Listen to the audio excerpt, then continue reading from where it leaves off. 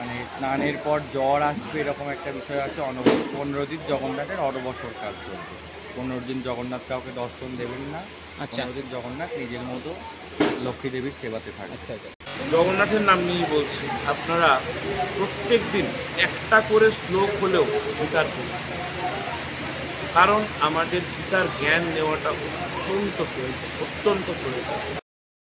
নমস্কার বন্ধুরা, আমি সুরজ চক্রবর্তী আর আপনারা দেখছেন আপনাদের প্রিয় চ্যানেল এসবি ব্লগ। আজ আরও একটা নতুন পর্বে আপনাদের সবাইকে জানাচ্ছি স্বাগত। সময়টা এখন প্রায় 6টা বাজে 30 মিনিট আর আমি ভাইকে ডেকে নিয়েছি, কুণাল ভাইকে।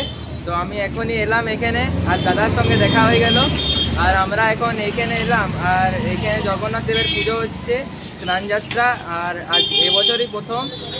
আর কালকে ছিল অধিবাস, আর আজকে আপনার সকালবেলা স্নানযাত্রা হয়ে গেছে জগন্নাথ দেবের, কিন্তু আমরা আসতে পারিনি, তার জন্য খুব দুঃখিত। আর এখন 7টার থেকে নাকি নাম কীর্তন শুরু হবে, সেটা দেখাবো যদি সময় থাকে তো। আর এটা লোকেশনটা হচ্ছে আপনার রবীন্দ্র সরণি, ঠিক আছে।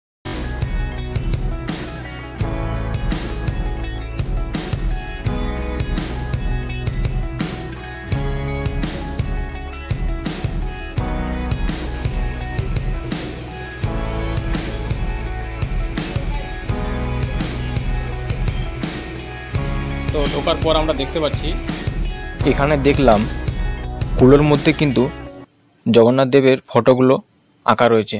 বেশ সুন্দর লাগছিল দেখে। আপনাদের কেমন লাগলো মতামতটা শেয়ার করবেন কমেন্ট বক্সে।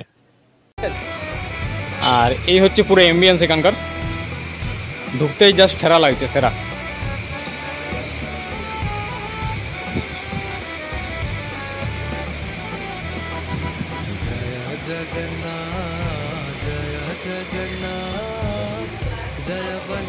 এই হচ্ছে জগন্নাথ দেব।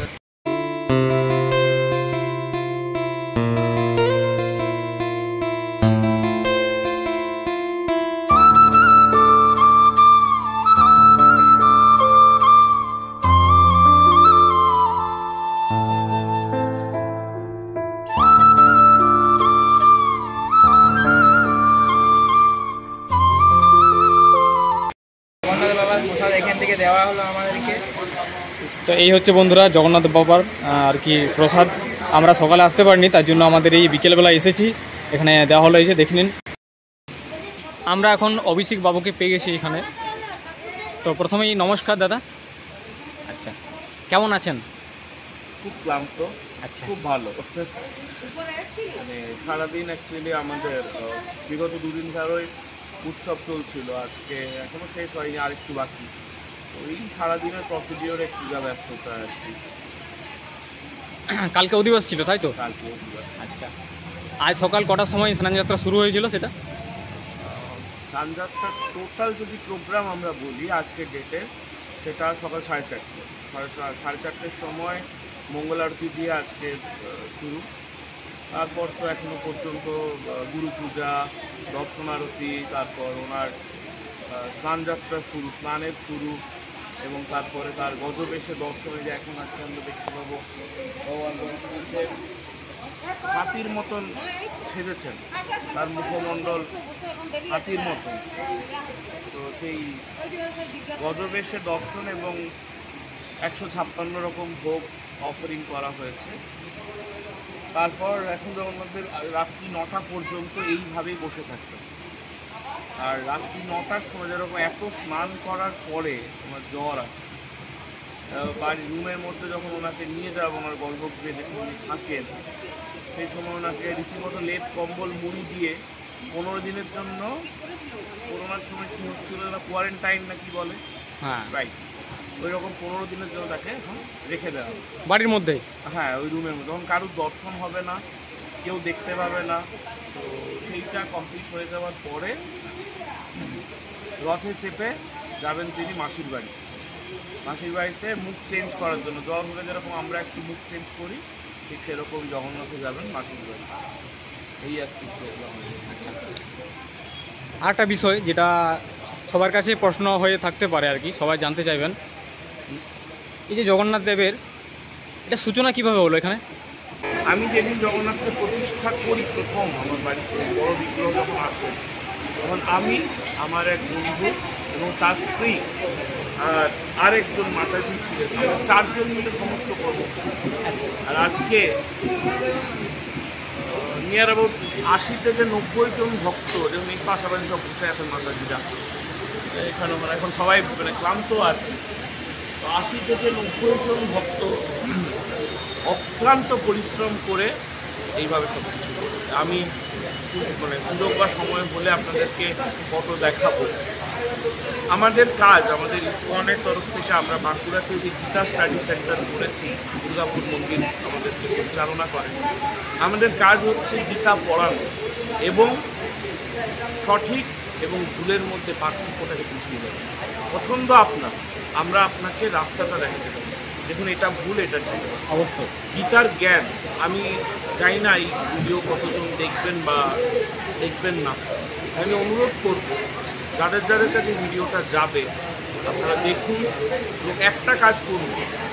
আজকে স্নানযাত্রার দিনে ভিডিওটা হচ্ছে, জগন্নাথের নাম নিয়েই বলছি, আপনারা প্রত্যেক দিন একটা করে শ্লোক হলেও গীতার করুন, কারণ আমাদের গীতার জ্ঞান নেওয়াটা অত্যন্ত প্রয়োজন, অত্যন্ত প্রয়োজন।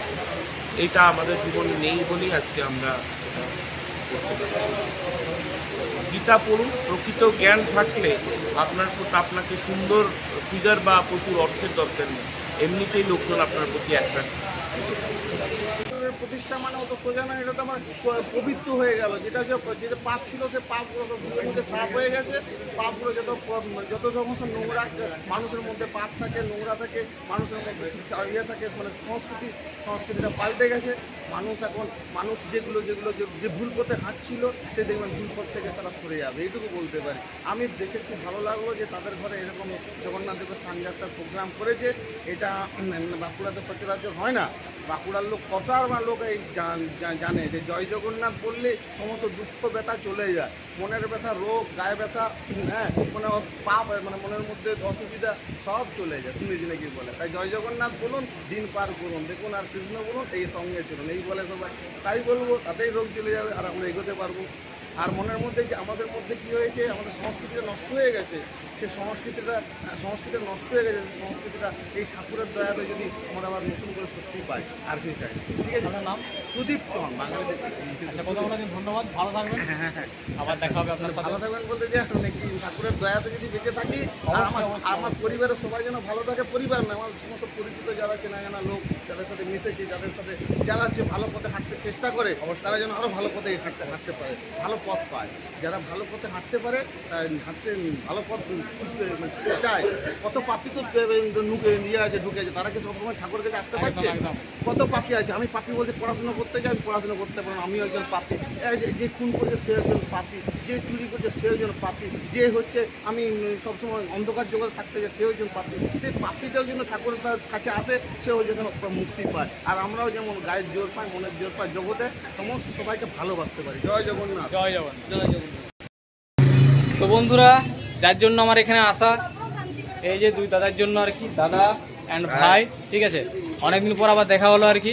অনেকদিন তো অনেকেই চেনেন ভাইকে, রকেট ভাই, একটা নিজস্ব চ্যানেল আছে ভাই, কিন্তু পরিশ্রমভাবে ভিডিও বানাই, আপনারা অবশ্যই দেখবেন। চ্যানেলটার নাম হচ্ছে রকেট ক্রিয়েশন। আর এই দাদা, মানে কি বলবো, মাটির মানুষ, ঠিক আছে, মানে পয়সা দিয়েও এরকম দাদা ভালোবাসা পাওয়া যায় অনেক, সত্যি কথা বলছি। যাই হোক, ভালোবাসা পেয়েছি। আর এই ভাইয়ের কথা শুনি আমি এই জগন্নাথ দর্শন করতে এসেছি, যা খুব ভালো লাগছে। অনেকেই কি করেন, মানে পুরী যেতে পারেন না, তাদের জন্য এখানে সুযোগ করে দেওয়া হয়েছে আর কি। আর এটা লোকেশনটা আপনাদের বললাম, রবীন্দ্র সরণি, পাটপুর। তো এই ছিল আপাতত আজকের এই ভিডিওটা কেমন লাগলো অবশ্যই কিন্তু জানাবেন কমেন্টস করে। ভিডিও ভালো লাগলে ভাই বেশি বেশি করে লাইক চাই, কারণ বাঁকুড়ার মধ্যে এই প্রথমবার আমরা দেখলাম এবং আপনাদের সাথে সেই ভিডিও শেয়ার করে দেখালাম। ভিডিওটা যাতে শেয়ার হয় সেটা কিন্তু দায়িত্ব আপনাদের পুরোপুরি, ঠিক আছে। আর আপনারা বাঁকুড়া টাউন থেকে কতজন দেখছেন সেটা কিন্তু অবশ্যই কমেন্টস করে জানাবেন। আর যদি নতুন কেউ এসে থাকেন আমাদের চ্যানেলে, অবশ্যই চ্যানেলটি সাবস্ক্রাইব করে পাশে থাকা বেল আইকনটা প্রেস করে রাখবেন, তাহলে যখনই কোনো নতুন ভিডিও আমি আপলোড করবো আপনারা সঙ্গে সঙ্গে নোটিফিকেশন পেয়ে যাবেন। আর ভাইদেরকেও ধন্যবাদ এত সুন্দর একটা জিনিস আমাকে জানানোর জন্য আর কি। আর এখানে মানুষের বিহেভিয়ার জাস্ট সেরা লাগলো। তো বেশি বড় করছি না ভিডিও ভালো লাগলে ভাই বারবার বলছি লাইকটা মাস্ট। দেখা হচ্ছে নতুন কোনো পর্বে, ততক্ষণের জন্য ছোট্ট একটা ভিডিও নিচ্ছি। ততক্ষণের জন্য সবাই ভালো থাকবেন, সুস্থ থাকবেন, শুভরাত্রি, টাটা।